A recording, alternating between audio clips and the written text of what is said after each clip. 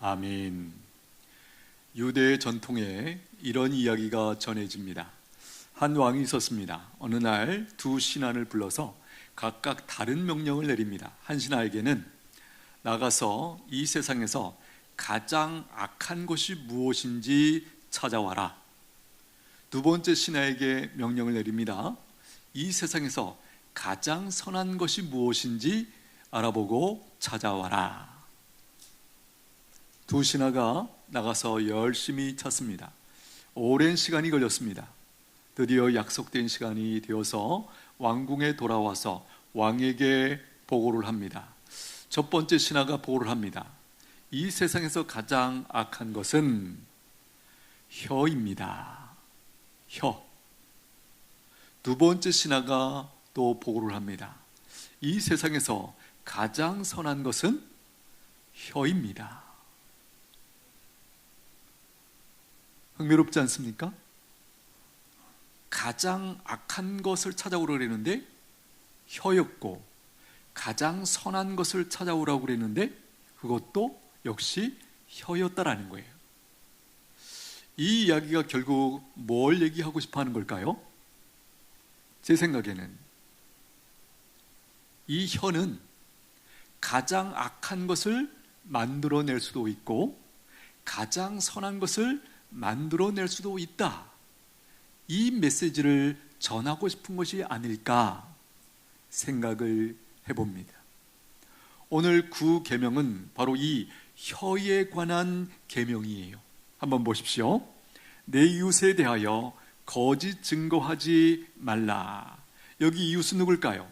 단순히 옆집에 사는 누군가가 아니고 모든 사람들을 말하는 것이에요.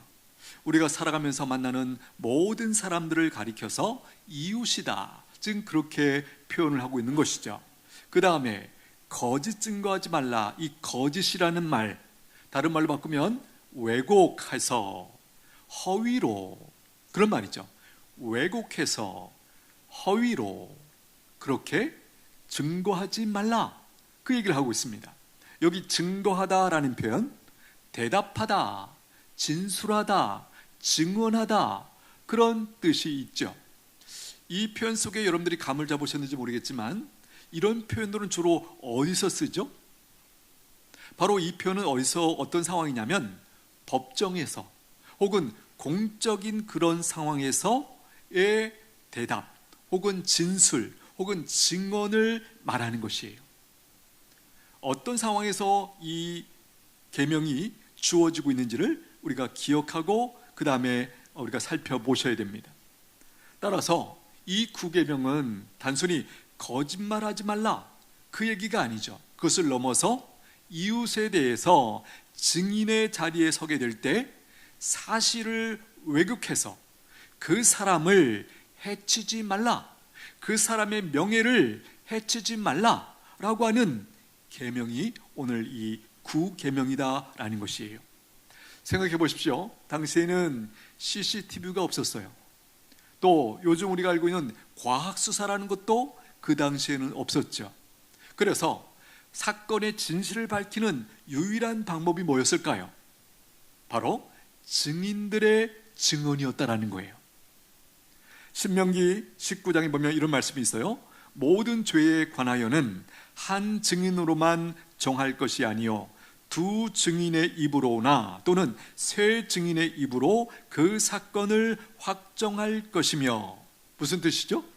재판을 하는 상황 속에서 어떤 죄를 판단할 때 한 사람의 증인 가지고는 판단하지 말라, 판단할 수 없다는 거예요. 적어도 두 사람 내지는 세 사람의 증언을 가지고 그 사건을 판단하고 결론을 내려라, 그런 메시지죠.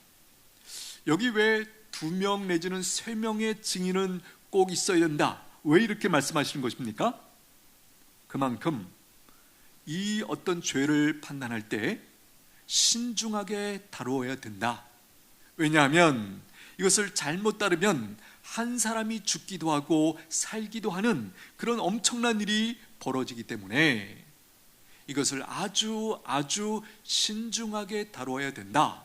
그런 맥락에서 2명 내지 3명의 증인이 필요하다. 그렇게 못을 받고 있는 것이에요. 여러분 상상해 보십시오. 법정에서 진실이 무너진다.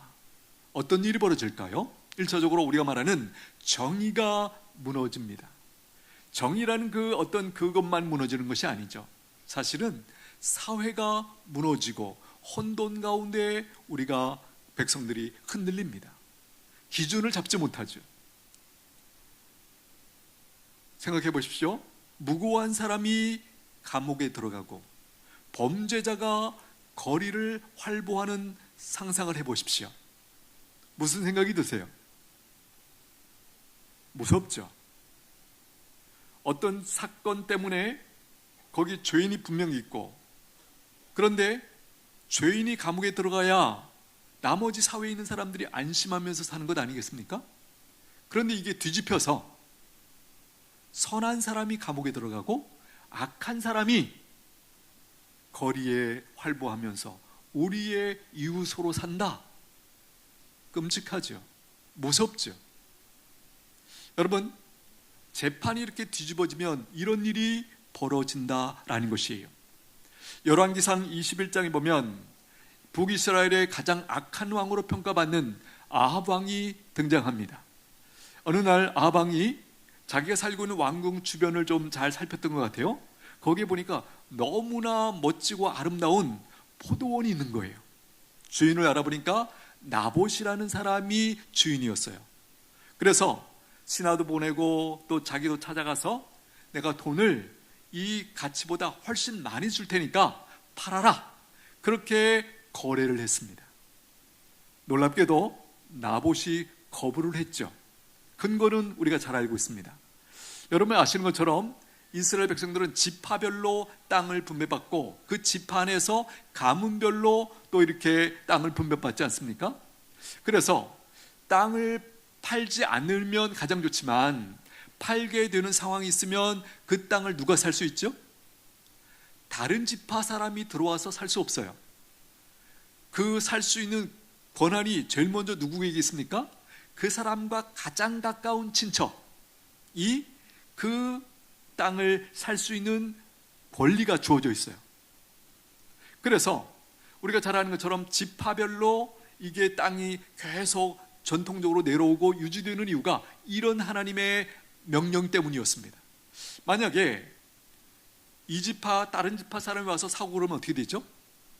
지파 이 사람들이 섞이죠. 뒤죽박죽이 되는 거예요. 그래서일까요?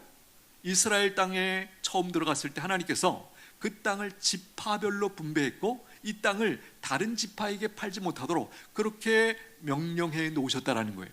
바로 이 사실을 근거로 제가 왕에게 이 땅을 팔 수 없습니다. 거절을 한 거죠. 아합 왕이 그 다음에 하는 반응이 흥미롭습니다. 어떻게 반응하죠? 식음을 전폐하고 잠을 못 자요. 이것을 옆에서 누가 지켜봅니까? 아합 왕의 왕비가 이세벨이라는 여인이 이 상황을 지켜보는 거예요. 이세벨이 볼 때 왕의 모습이 너무 어처구니가 없는 거예요. 그래서 자기가 나서죠. 어떻게 합니까? 그 나봇이 속해 있는 그 가문의 장로들에게 편지를 씁니다. 이러이러한 상황이라서 당신들의 도움이 필요하오. 당신들이 소위 말하는 안 좋은 사람들을 돈으로 사서 재판을 열고 거짓 증언을 해서 나봇을 죽여주십시오. 핵심인 거예요. 거기서 나봇이 하나님과 왕을 저주했다라고 거짓으로 증인들을 세웁니다. 재판이 어떻게 됐을까요? 이세벨이 의도한 대로 그렇게 흘러갔습니다. 결국 나봇은 그 거짓 증언에 따라서 이제 죽임을 당하고 맙니다. 그 땅은 아왕의 차지가 된 거예요. 여러분, 여기서 우리가 좀 생각하게 되는 것은 아합 왕이 그래도 왕인데 어떻게 이렇게 반응할까? 식음을 전폐하고 잠을 못 자면서 그 땅을 갖고 싶어가지고 전전긍긍하는 이 모습 어떻게 보이십니까? 여러분, 왜 왕인데도 이렇게 하고 있죠? 이유는 간단해요. 이 아합 왕이 비록 악한 왕이긴 하지만 하나님을 알고 있어요. 그리고 하나님의 계명을 알고 있어요. 그래서 그 하나님을 의식하면서 두려워서 감히 자기 왕권을 가지고 그 나봇 포도원을 어떻게 할 수 없었던 거죠. 이에 비해서 이세벨은 어떻게 이렇게 담대하게 거짓 증인을 세우고 거짓 재판을 열어서 이렇게 땅을 취했습니까? 우리가 잘 아는 것처럼 이 여인은 이스라엘 백성이 아니죠. 드로 왕의 딸이었어요. 이방 여자였어요. 우리가 잘 아는 것처럼 왜 아합 왕이나 이세벨을 가장 악한 왕이라고 평가합니까? 바로 이세벨과 결혼하면서 바알 숭배가 시작되었기 때문이고, 북이스라엘 백성들을 특별히 이 왕권을 가지고 우상 숭배하는 대로 오도했기 때문에 그렇게 우리가 평가를 한다라는 것이에요. 여기 보십시오. 하나님을 알기 때문에 왕인데도 갖고 싶은 거 못 갖고 식음을 전폐하고 잠을 못 자고 이렇게 전전긍긍하는데, 이세벨은 어떻습니까? 전혀 부담 없이 그 거짓 증인들을 세워서 자기가 원하는 목적을 달성하고 있는 이 모습 보십시오. 여러분, 어떤 면에서 보면 우리 삶의 모든 영역은 하나님의 법정 앞에 있다, 이렇게 말해도 틀리지 않습니다. 우리가 살핀 것처럼 이 9계명은 특별히 법적인 그리고 공적인 어떤 자리에서의 증언을 할 때 너희가 거짓 증거를 하지 말라, 그런 맥락의 말씀이 분명히 맞습니다. 그러나 이것을 조금 확장할 수 있는 것이죠. 말씀드린 것처럼 우리 삶의 모든 영역에서 사실은 우리가 하나님의 앞에서, 하나님의 법정 앞에서 살고 있는 것이에요. 그래서 성도들의 삶의 태도가 무엇입니까? 언제 어디서 무엇을 하든지 하나님을 의식하면서 행하죠. 특별히 우리가 말을 할 때에도 하나님의 백성들은 지금 하나님이 보고 계신다라는 이 사실 앞에서 말을 조심스럽게 하는 것, 성경의 가르침이고 하나님의 백성들의 마땅한 모습 아니겠습니까? 민수기 14장 말씀 한번 띄워주십시오. 읽겠습니다. 시작. 그들에게 이르기를 여호와의 말씀에 내 삶을 두고 맹세하노라. 너희 말이 내 귀에 들린 대로 내가 너희에게 행하리니. 하나님이 말씀하십니다. 너희 말이 내 귀에 들린 대로 내가 너희에게 행하리니. 바로 이 말씀, 10명의 정탐꾼이 돌아와서 보고를 하고 10명의 그 잘못된 그 보고에 백성들이 마음이 동해서 울고불고 원망하고 난리가 났죠. 바로 그런 상황 속에서 하나님이 이 말씀하시는 거예요. 그러니까 이 말씀은 엄밀히 말하면 이제 법정인 그런 상황은 아니죠. 그러나 큰 맥락에서 보면 하나님 앞에, 하나님의 법정 앞에서 행하고 있는 것이에요. 실제로 이들이 원망하고 이런 것들 어디서 했을까요? 출발은 집에서 한 거예요. 그 텐트 안에서 그들이 원망하고 불평하고 한 것인데 하나님이 뭐라고 말씀하십니까? 너희 말이 내 귀에 들린 대로 내가 너희에게 행하리니. 그들은 어떻게 말했습니까? 아, 우리는 끝났다, 죽었다, 우리는 더 이상 갈 수 없다, 이렇게 말했던 사람들, 그 말대로 그들은 광야에서 다 쓰러졌습니다. 우리가 다 실수가 많은데요, 특별히 무엇의 실수가 많기 때문에 이 계명을 주시는 것일까요? 예, 이 말에, 혀에. 이 땅을 살아가는 우리 모두가 불완전한데 그 불완전한 것이 주로 어디를 통해서 나타나고 드러나는가? 우리의 말로, 이불을 통해서 우리의 불완전함이 드러난다라는 것이에요. 여러분, 거짓 증언인 것이 탄로가 나면 어떻게 될까요? 하나님이 이 부분에 대해서도 분명히 말씀해 놓으셨어요. 자기가 거짓 증언을 통해서 피해자가 벌을 받도록 의도했던 그 어떤 형벌이 있겠죠. 우리가 기대하지 않습니까? 어떤 그런 상황이라면 내가 증언했을 때 이 사람이 어떤 형벌을 받게 될 것이다, 상황을 판단하고 그렇게 하죠, 보통. 예를 들면 내가 증언을 했을 때 이 사람이 사형을 받는다. 만약에 이것이 누구나 봐도 이 판결의 내용이라면, 만약에 진행 중에 이 거짓 증언이 드러났을 때는 하나님이 어떻게 하라고 하시죠? 피고가 받게 될 그 형벌을 거짓 증언한 그 사람에게 그대로 행하라. 신명기 19장 말씀 띄워주십시오. 읽겠습니다. 그가 그의 형제에게 행하려고 꾀한 그대로 그에게 행하여 너희 중에서 악을 제하라. 여기 그의 형제에게 행하려고 꾀한 그대로, 그렇죠? 형제에게 벌이 주어지기를 원해서 자기가 거짓 증언을 했는데 그 형벌 그대로 이 거짓 증언한 사람에게 해서 악을 제하라. 앞에서 말씀드렸던 아합의 경우 어떻게 되었습니까? 아벨과 이사벨은 하나님의 진노를 받게 됩니다. 열왕기하 9장 10장에 보시면 이 아합 왕조 전체가 멸망을 당하게 됩니다. 물론 이 멸망을 당한다라는 이 사건은 단순히 아합의 그 나봇의 포도원을 그 거짓 증언을 통해서 빼앗았기 때문에 그것만은 아니겠죠. 앞에서도 잠깐 언급드린 것지만 이 사람들의 가장 큰 죄는 바로 백성들을 바알 숭배로 오도했다라고 하는 그 가장 큰 죄가 있습니다. 그럼에도 불구하고 우리가 앞에서 살폈던 나봇의 포도원을 거짓 증인들을 세워서 빼앗은 그 사건도 여기에 맞물려 있다, 우리가 충분히 판단할 수 있습니다. 여러분, 이런 맥락에서 거짓 증거를 우리가 판단하고 구분하는 이것이 매우 중요하죠. 어떤 기준을 가질 때 성경에서 말하는 것은 무엇입니까 도대체? 거짓 증거를 판단하는 기준으로 제시하시는 것이 뭡니까? 우리가 살핀 것처럼 첫째는 사실인가 아닌가입니다. 이것은 어떤 곳에서도 다 통용되는 것이죠. 사실인가 아닌가. 두 번째 기준이 있어요.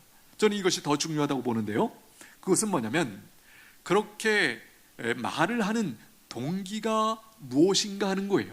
한마디로 그 상대방을 살리려고 그 말을 했는가, 혹은 죽이려고 그 말을 했는가. 사람의 중심을 보신 하나님이 이것을 중요하게 보신다는 거예요. 공적으로는, 법정에서는 말로 표현된 것만 가지고 판단을 합니다. 그러나 우리 하나님은 어떠십니까?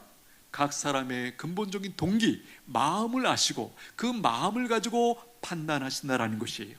예를 들면 성경에 보면 믿음의 사람들이 거짓말을 할 때가 있어요. 예를 들면 히브리 산파들이 애굽 왕이 뭐라고 명령을 내렸죠? 이스라엘의 여인이 아기를 낳거든 아들일 때 어떻게 하라고 그랬어요? 죽여라. 나일강에 던져서 죽이라. 그 애굽 왕 바로 왕이 이스라엘 백성들이 번성하는 걸 보면서 두려움을 느꼈죠.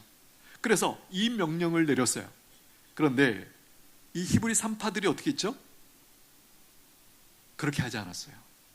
왜? 하나님을 두려워해서 그 아기들을 죽이지 못했죠. 바로 왕이 불러다 놓고 신문을 합니다. 너희가 어떻게 내 명령을 그렇게 순종하지 아니했는가? 어떻게 대답하죠? 이렇게 대하죠. 왕이시여, 이 이스라엘 여인들은 건강해서 우리가 찾아가기 전에, 우리가 그 아기를 받기 전에 이미 순산을 해서 우리가 어떻게 손을 쓸 수 있는 기회가 없었습니다. 그렇게 변명을 하고 거짓말을 하죠. 또 우리가 잘 알고 있는 기생 라합 보십시오. 이스라엘 정탐꾼이 왔을 때, 여리고를 정탐하기 위해서 왔을 때 이 정탐꾼들을 숨겨주잖아요. 그리고 여리고 왕이 사람들을 보내서 이 정탐꾼을 찾아서 죽이려고 했을 때 어떻게 했죠? 기생 라합의 집에 들어왔을 때 거짓말을 했죠. 방금 그 이스라엘 정탐꾼이 나갔습니다. 당신들이 빨리 따라가면 얼마든지 잡을 수 있습니다. 이렇게 거짓말을 해서 돌려 세우잖아요. 사실은 먼저 어디다 숨겼죠? 지붕 위에 숨겼습니다. 또 우리가 알고 있는 2차 세계대전 당시에 유대인들을 많이 숨겨줬던 유럽에 있는 여러 종족들, 나라 사람들도 한번 보십시오. 그들이 살릴 수 있는 방법은 거짓말이었습니다. 흥미롭게도 지금 말씀드린 히브리 산파들이나 혹은 라합이나 이런 사람들에 대한 성경의 평가를 주목해 보십시오. 우리가 알고 있는 대로 거짓말이라고 평가하지 않는다라는 거예요. 히브리서 11장 31절 말씀 떼어주십시오. 읽겠습니다. 시작.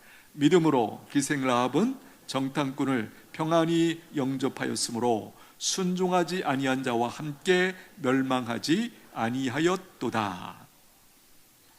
여기는 지금 기생 라합과 그에게 속한 가족들이 멸망하지 않았다, 그 얘기를 지금 하고 있는데, 중간에 보시면 평안히 영접하였으므로, 이게 무슨 얘기죠? 기생 라합이 이스라엘 정탐꾼을 알아봤죠. 그리고 그들을 잘 선대했습니다. 왜입니까? 이 여인에게는 곧 이스라엘이 어떻게 여기까지 왔는지 그 역사를 다 소문으로 듣고 있었어요. 애굽에서 출애굽부터 홍해를 걷는 것부터 광야라는 말도 안 되는 그곳을 40년 동안이나 통과해서 드디어 여기까지 왔다. 기생 라합의 확신은 뭐였습니까? 이게 시간 문제다. 여리고 성도 마찬가지고 가나안 땅도 곧 이스라엘에게 점령될 것이다 알고 있었죠. 그래서 그가 이 상황을 보고 이스라엘 백성이 똑똑하고 강해서가 아니라 저들을 인도하신 그 하나님에 대한 얘기를 듣고 그가 믿음이 생겼고 그들을 선대하면서 결국은 살아남게 된다라는 것이에요. 그러니까 라합이 자기 나라 군대가 왔을 때 거짓말해서 돌려 세운 것, 이것조차도 오늘 이 말씀은 뭐라고 말씀해요? 정탐꾼을 평안히 영접했다라는 이 표현 속에 다 담아내고 있는 거예요. 이 사실을 맨 앞에서 뭐라고 한번 다시 한번 띄워주십시오. 히브리서 11장 말씀 맨 앞에 뭐라고 되어 있죠? 믿음으로. 라합이 거짓말을 했다, 성경이 이렇게 평가하지 않고 그가 믿음으로 이스라엘 정탐꾼을 섬겼다, 지금 이렇게 평가를 하고 있다는 거예요. 여러분, 이게 어떤 의미인지 아시죠? 우리도 흔히 이런 표현을 씁니다. 하얀 거짓말이라는 것. 의도가 뭐죠? 내 유익을 얻기 위해서 하얀 거짓말 합니까? 아니에요. 상대방을 배려하고, 예를 들면 우리가 갑자기 어렸을 때 이런 경험이 있으시죠? 친구 집에 놀러 가는데 이제 뭐 어렸으니까 철이 없어서는지 식사를 하고 계시는 거예요. 그러면 그 친구 집에서 너도 와서 밥 먹자 이렇게 하면 우리가 보통 어떻게 반응하죠? 저 먹고 왔어요. 근데 먹은 게 아니잖아요. 먹은 거 아니고 배가 고픈데도 그때 우리가 익숙한 반응은 감사합니다 이렇게 하는 사람 드물죠. 저 먹고 왔습니다, 괜찮습니다, 보통 이렇게 얘기하잖아요. 거짓말이죠. 그런데 우리가 평가할 때 이걸 거짓말이다 그렇게 평가하지는 않습니다. 왜죠? 문자적으로는 거짓말이지만 동기가 뭐예요? 오히려 그 가족들을 갑자기 들이닥친 것에 대한 미안한 마음이랄까 배려랄까 뭐 이런 것들을 이제 생각하면서 그 거짓말을 하기 때문에 우리가 그렇게 표현을 하지 않습니까? 여러분 기억하십시오. 이 9계명이 의미하는 바는 상대방에게 피해를 입히고 또 명예를 훼손하고, 특별히 가장 중요한 것, 자기의 이익을 위해서 행하는 그런 거짓말, 그런 거짓 증거는 안 된다, 하지 말라 라고 하는 메시지가 여기 담겨 있는 것이에요. 그렇다면 이 질문 한번 던져봅니다. 하나님께서 왜 이 계명을 주신 것일까요? 하나님 자신이 거짓을 미워하시고 진리의 하나님이시기 때문이에요. 우리가 잘 아는 것처럼 거짓은 하나님의 것이 아니에요. 예수님 뭐라고 말씀하시죠? 거짓의 아비 마귀로부터, 이런 표현을 쓰시지 않습니까? 거짓의 출처가 어디예요? 마귀예요. 인류 역사에서 성경의 기록에 의하면 이 거짓말이 제일 먼저 어디서 실행이 되었습니까? 에덴 동산에서 사탄이 뱀으로 하와를 찾아와서 하나님의 말씀에 정면으로 반응하면서, 하지만 하나님이 이렇게 하라고 하셨다, 아니야, 죽지 않아, 하나님 분명히 반드시 죽는다 라고 말씀하셨는데 사단은 죽지 않는다 이렇게 하면서 하와를 속였고 거짓말했죠. 바로 그것이 처음 이 세상에 거짓말이 들어오는 그런 상황이었다라는 것이에요. 잠언 12장 말씀 띄워주십시오. 우리 같이 읽겠습니다. 거짓 입술은 여호와께 미움을 받아도 진실하게 행하는 자는 그의 기뻐하심을 받느니라. 거짓 입술은 어떻게 된다고요? 여호와께서 미워하신대요. 뒤에 보니까 진실하게 행하는 자, 우리식으로 말하면 진실하게 말하는 자, 증언하는 자는 그의 기뻐하심을 받느니라. 성경에서 기뻐하신다는 게 무슨 얘기죠? 하나님께서 그 인생을 책임지신다라는 뜻이 있어요. 두 번째는 하나님의 엄중한 심판이 있다는 사실을 미리 우리에게, 하나님의 백성들에게 알려주시기 위하여 이 계명을 주신 거예요. 잠언 19장 말씀 띄워주십시오. 읽겠습니다. 시작. 거짓 증인은 벌을 면하지 못할 것이요 거짓말을 하는 자도 피하지 못하리라. 거짓 증언은 벌을 면하지 못한다. 이런 격언 들어보셨습니까? 거짓말은 빨리 달리지만 진실은 결국 따라잡는다. 여러분, 거짓말, 소문이라는 게 얼마나 빠른지 잘 아시죠? 발 없는 말이 천리를 간다, 뭐 이런 표현 쓰지 않습니까? 그런데 흥미로운 것은 이거예요. 거짓말이 빨리 달리지만 진실은 결국 따라잡는다. 시간이 걸리겠지만 진실이 결국은 이긴다. 거짓말을 압도한다. 그 말 아니겠습니까? 여러분, 이 말이 어떻게 가능한 것이죠? 바로 이 사실을 하나님이 보장하시기 때문에 가능한 줄로 믿습니다. 사실 사람들만 생각하면 너무 막연해요. 소망이 없어요. 그러나 하나님이 계시기 때문에 진실은 반드시 드러난다라는 것이에요. 또 한 가지, 이 계명을 주신 이유는 하나님 나라를 건강하게 세우시고 보호하시기 위하여 이 명령을 주셨다라는 것이에요. 시편 101편 말씀 띄워주십시오. 읽겠습니다. 자기의 이웃을 은근히 헐뜯는 자를 내가 멸할 것이요 눈이 높고 마음이 교만한 자를 내가 용납하지 아니하리로다. 여기 위에 보십시오. 은근히 헐뜯는 자. 뒤에 밑줄 긋은 거 보십시오. 누가 은근히 이웃을 헐뜯는가? 이렇게 설명합니다. 눈이 높고 마음이 교만한 자가 하나님을 두려워하지 않고 은근히 이웃을 헐뜯는다. 지금 이 말씀이 이렇게 설명하고 있는 것이에요. 우리가 잘 아는 것처럼 성경에서 말하는 교만이라는 단어는 잘 해석하셔야 돼요. 그것은 사람들끼리 서로에서 이렇게 비교하면서 어깨에 힘을 주고 이런 차원의 말씀이 아니죠. 뭐죠? 교만하다고 할 때 일차적인 의미는 하나님을 무시하고, 그렇죠? 하나님의 말씀을 무시하고 두려워하지 않고 자기의 생각대로, 자기 욕구대로 판단하고 행동하고 하는 것들을 가리켜서 성경은 교만하다, 그렇게 얘기하시는 거예요. 여기도 잘 보십시오. 누가 이웃을 은근히 헐뜯을 생각을 하는가? 예, 교만한 자가 그렇게 한다라는 것이에요. 오늘 이 구계명을 오늘 우리 입장에서 한번 생각을 해봅니다. 왜 우리가 구계명을 지켜야 되는가? 이웃에 대해서 거짓 증거를 하지 말아야 되는가? 앞에서도 나눴던 말씀을 정리하면 이것입니다. 거짓 증거는 이웃의 생명과 명예와 권리를 빼앗는 폭력이기 때문입니다. 살인이기 때문이다 라는 것이에요. 우리가 잘 아는 것처럼 이 부분이 잘못되면 한 사람의 평생의 명예를 무너뜨릴 수 있어요. 더 나아가서 가정을 파괴할 수 있습니다. 그렇죠? 레위기 19장 말씀 띄워주십시오. 읽겠습니다. 너는 내 백성 중에 돌아다니며 사람을 비방하지 말며 내 이웃의 피를 흘려 이익을 도모하지 말라. 나는 여호와니라.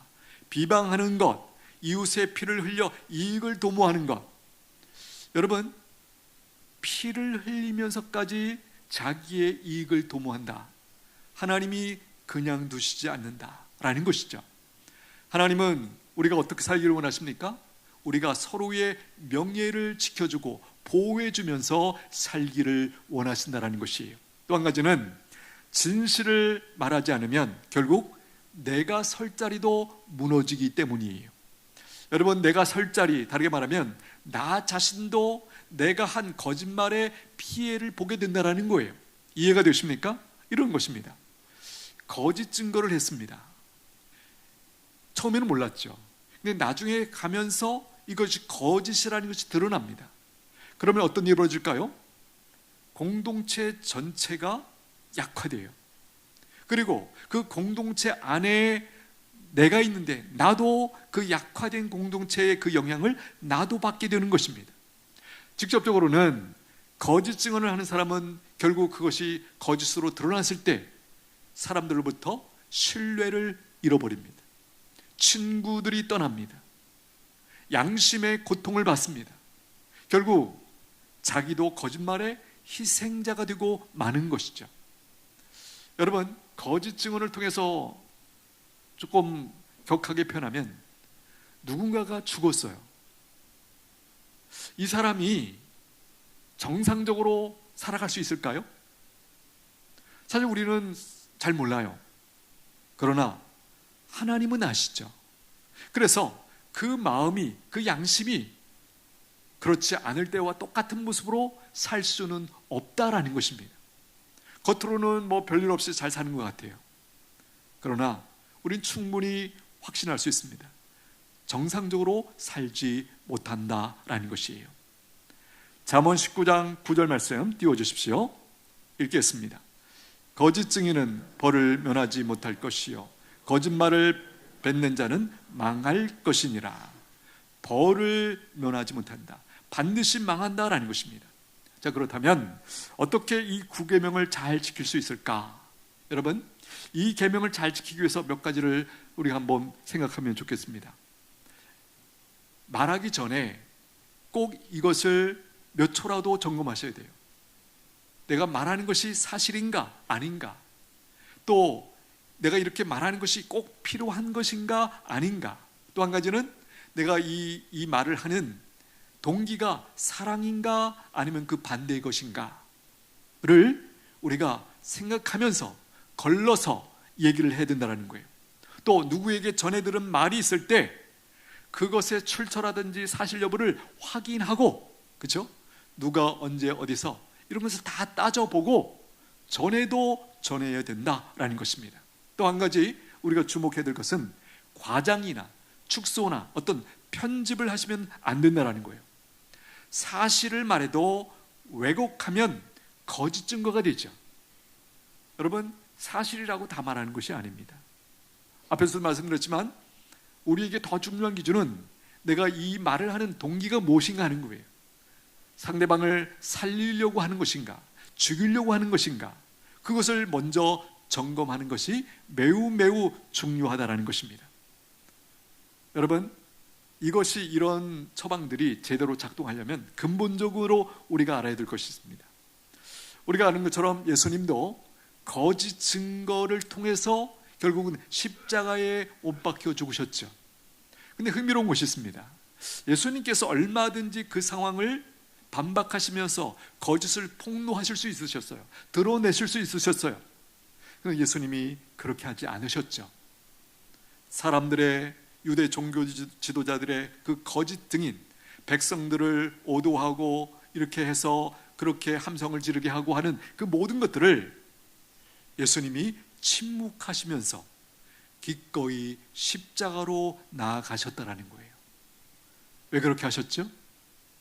오늘 본문의 말씀의 맥락으로 말씀드리면 우리를 거짓의 종로에서 해방시켜 주시기 위해서 그렇게 하셨다라는 거예요. 타락한 이후에 모든 인간은 거짓의 종로를 타고 있죠. 그런데 거기서 해방시켜 주셔서 이제는 진실만을 말하면서 살 수 있는 그런 인생 만들어 주시기 위하여 예수님께서 그 거짓된 모함을 다 있는 그대로 받으시고 십자가에 죽어 주셨다라는 거예요. 여러분, 이 은혜 빼앗기지 않게 되기를 축복합니다. 예수님께서 그 거짓된 종로로 돼서 우리를 자유케 해주시고 진실만을 가지고 살아갈 수 있는 그 복을 주시기 위하여 기꺼이 죽어 주셨다. 하나님을 경외하십시오. 잠언 15장에 보니까 여호와의 눈은 어디서든지 악인과 선인을 감찰하시느니라. 여러분 믿으십니까? 내가 아무리 속삭여도 어디에 숨어서도 아니죠. 우리의 중심을 보시는 하나님이 다 보신다라는 거예요. 히브리서 4장 말씀 한번 띄워주십시오. 읽겠습니다.